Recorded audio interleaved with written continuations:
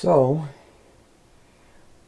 this hopefully brief talk will be focus on um, the slide that says the original map of the mind, circa 2008. And it's interesting to look at this because it certainly doesn't look like a map. But a map of the mind, it's something to think about. So much of what psychologists say and philosophers and so on, people who talk about our minds, so much of what they say does not explain our minds. It just attempts to determine some of the things that are there, and it makes some very, in my experience, very dramatically incorrect assumptions, such as that what we think that we're driven by reason rather than by nature.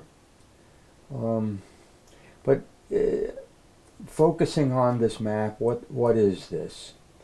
Well, when you look at it, first of all, there are a whole bunch of green balls. And when I refer to my drawings, and there are a lot of them as you're beginning to see, and very different, my drawings have a quality that draws you into them in such a way that they, if you let it, they give you a personal experience of what the drawing is about. And in this case,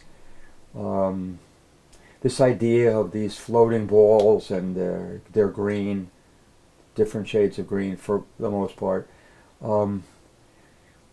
they are kind of like my feelings about what's in the mind.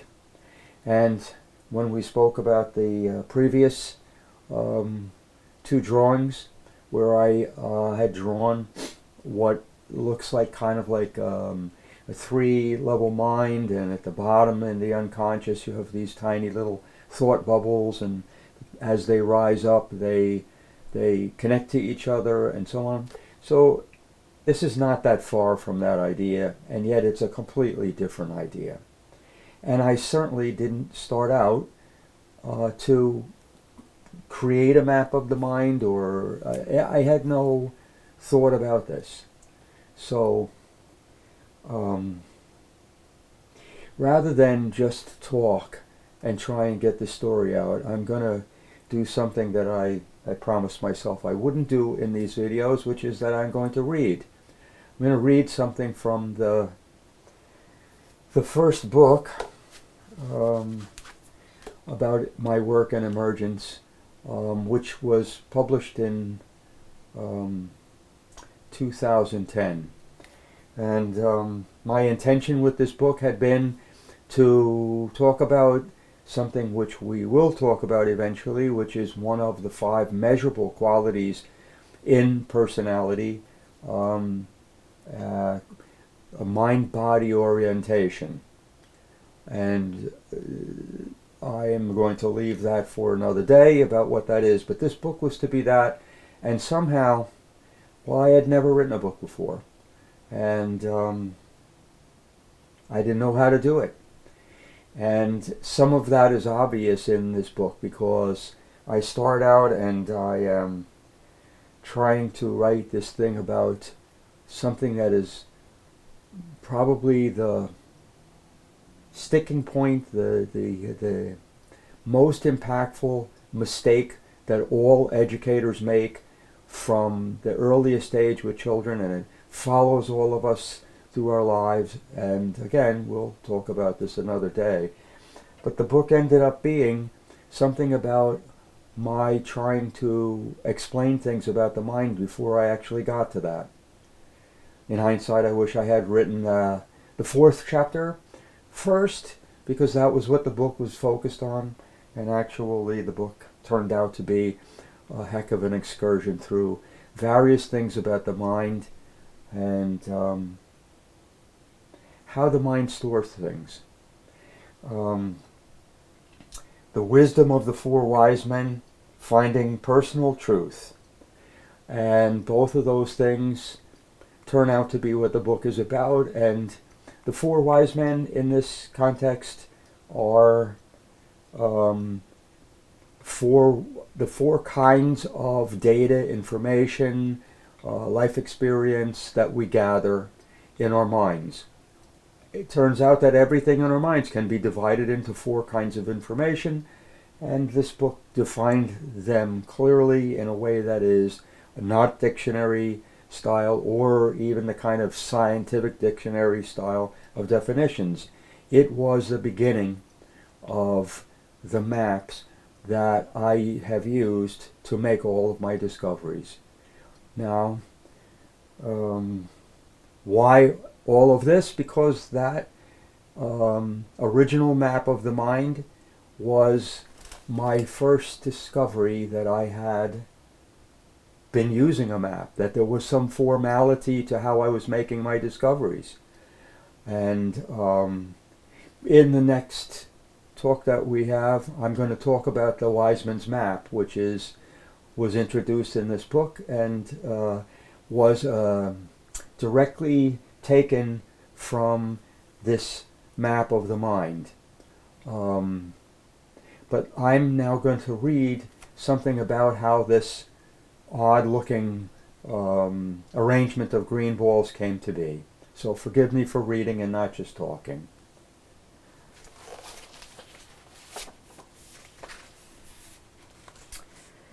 How another aha led to the four wise men's map. As for how I discovered the map, fast forward some 12 years. It was a Sunday morning and my new student showed up promptly at 11. Since I and my other students have spent more than a decade exploring how aha moments and startles affect human nature, and since my new student had joined our group only recently, I offered to tutor him in between groups. In addition, this fellow had previously shared with me that he suffers from a learning disability. From this, I knew he and I might struggle a bit during our tutoring sessions. Moreover, as I have personally committed to never suffer without gain, I saw in our potential struggle a great possibility to learn about how people learn. As we started then, I remember telling him I was not exactly sure how best to begin. We then sat across from each other on my living room floor, and I remember writing the word fractal on a 3x5 card. I then placed this card on the floor and asked him what came to mind. We then proceeded to discuss everything we knew about fractals, card by card. Since everything I do is based on fractals, for me this encompassed quite a lot, including a difficult concept called emergence, which is what chaos theorists and complexity scientists call unexpected events, and I call spiritual experiences. Being these events are filled with uncertainty, this stuff can be tough to understand, unless you know the key to living with uncertainty, in which case it becomes slightly less tough. What seemed to help that day was that I limited what I wrote to one idea per card. I then intuitively arranged these cards in what later turned out to be a series of interrelated continuums. In no time at all, we had dozens of cards on the floor. And to our surprise, both of us could recall not only what was said, but also how it was said, the actual process. Then in the midst of admiring our work, I had an aha. I realized that what had inadvertently been unfolding on my floor was the method by which I had been making my discoveries. I also realized this method had many similarities to Descartes' method for finding truth. Thus, these cards were not so much documenting the ideas I was teaching my student as they were revealing the inner workings of my mind. 5 hours later we stopped, both of us thoroughly overwhelmed. My floor was covered in 3x5 cards. Our brains were totally full. Then that evening, my student emailed me with yet another surprise. He said he'd never retained so much, this despite the fact that we'd not slowed down once in the whole 5 hours. Ideas, stories, facts, and feelings had just poured out of us both. Days later, I made the drawing which appears on the second page of this chapter, the green ball drawing. In essence, it's just a fancy copy of what had appeared on my living room floor that day. Then a week later, I introduced this map to my group, along with the idea that all knowledge derives from a synthesis of the wisdom of 4 wise men: the rationalist wise man, the materialist, the empiricist, and the spiritualist. Within days, I'd also begun to develop the game, which you'll learn about later, a simple tool which you can use to determine which wise men you trust and which you tend to ignore. And while this game is but the prelude to finding your personal truth, still, because the idea of the 4 wise men manages to so completely describe the principles and concepts underlying all of human nature, playing this simple game can put you closer to every truth you seek. Perhaps what surprises me most, though, is something one of my therapy practice clients said to me a few days after that meeting with my student. When I showed my client my first drawing of the map, he asked if I realized what I had discovered. I told him I thought I had. A moment later, though, he surprised me by telling me he thought I should be careful. That, like Einstein, living to regret having discovered E equals mc squared because it led to the atom bomb, that I might live to feel similar feelings. Why? He said because what was contained in that drawing was not just a map of my mind. It was the fractal for artificial intelligence, a map of all human minds, and that it could be misused and potentially do harm. Can he be right? To be honest, I don't know. For one thing, it's too early to tell. I've not gathered enough information. For another, I am not a scientist by profession, nor do I wish to be. But when I see the degree to which playing the game even once can change a person's life, it makes me wonder. Thus, I have to admit, this warning has given me reason to pause. At the same time, I believe there is an inherent goodness in all human beings, a wonderful natural light which grows dim when we stop seeking personal truth. Thus, even if there is a reason for concern, the very reason for worry may be the antidote itself. I also believe that the same free will that can lead to hatred can lead to love. Thus, while the possibility exists that some folks may indeed choose to misuse what I'm offering, I choose to believe goodness will win out. Whatever the truth about the underlying nature of what I've discovered, I want you to know my intentions for writing this book are clear. You have it in you to become a genius. You've only to be taught how. Moreover, I believe the best use for this genius would be to create new ways for people to love each other, including yourself. Thus, I hope and pray you'll use what you learn here to better our world.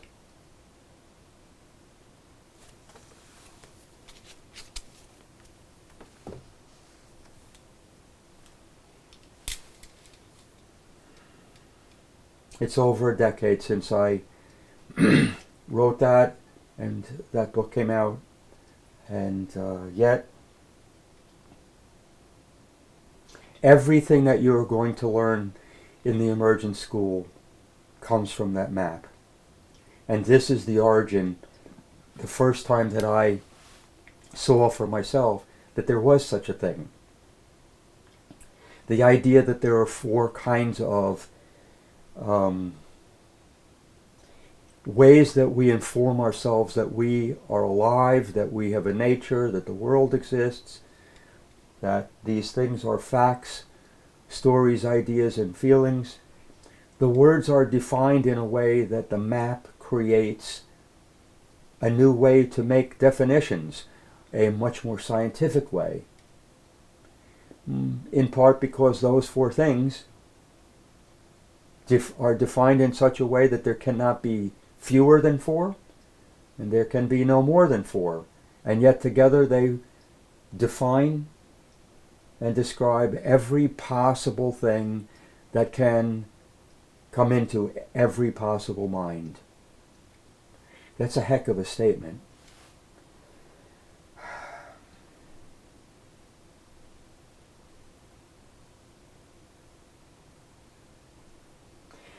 When I think about teaching people, I often think about that. The things I've discovered took years.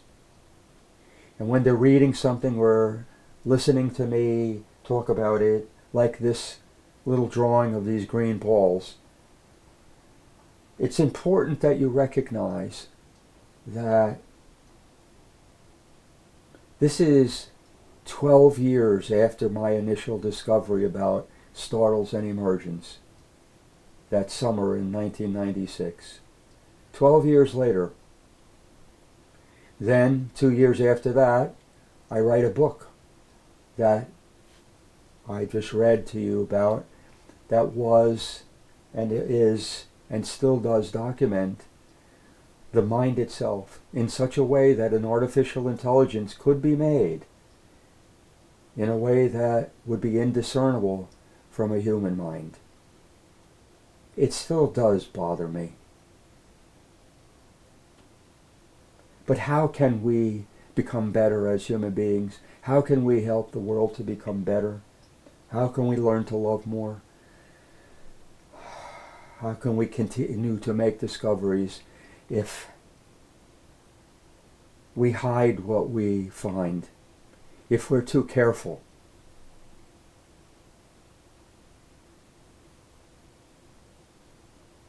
I openly admit that I have many times where I am afraid these things will be misused.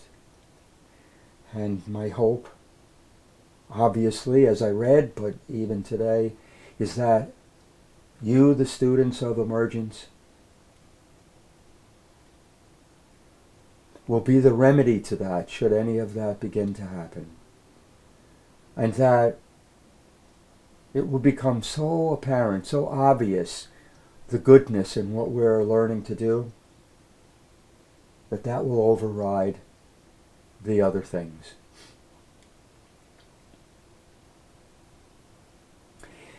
Finally, there's some of the language. So, a map of the mind sounds grandiose to me. I think if somebody was selling it to me, I'd probably be quite skeptical. And you should be skeptical too. Now, this is important.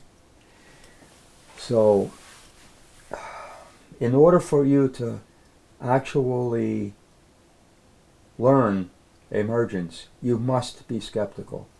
You must ask questions. You must not just memorize anything. It's kind of like learning mathematics. You can memorize the examples and so on in the back of the book, or you can, for yourself, do it without the book and then do the proofs and try and understand how it actually works. And that's what's important about doing the things we're learning in Emergence. I can tell you that there's a map. I can explain why it's mathematically and logically a completely new way to do science, to discover things, to measure things. I can tell you that. But memorizing how it works is not going to ever make you believe it. All the maps we have are rooted in the two that are one. And that means everything is pairs of complementary opposites, which each contain none of the other, the special qualities, and yet together they comprise all possibilities of that category of things. This map of the mind did the same thing. Particles and waves, it has mind and body. It has linearity and fractality. It has many things. But it was from that map that I discovered how to make discoveries using math and science in such a way that I can very openly welcome skepticism. Because there are none of the things in emergence are ad hoc or random. None. Now that's a big claim in and of itself. Okay, good. And if you are skeptical and you think that you're going to find some flaws in all of this, please try. This is not arrogance. This is me saying, please, do your best to challenge this. We learn by challenging. We learn by not believing, but having enough courage to look anyway. And when it comes to learning about things like love, there's never going to be an end to our learning. Never. And I think that's enough for this talk. I, once again, welcome you, and I'm so glad you're here.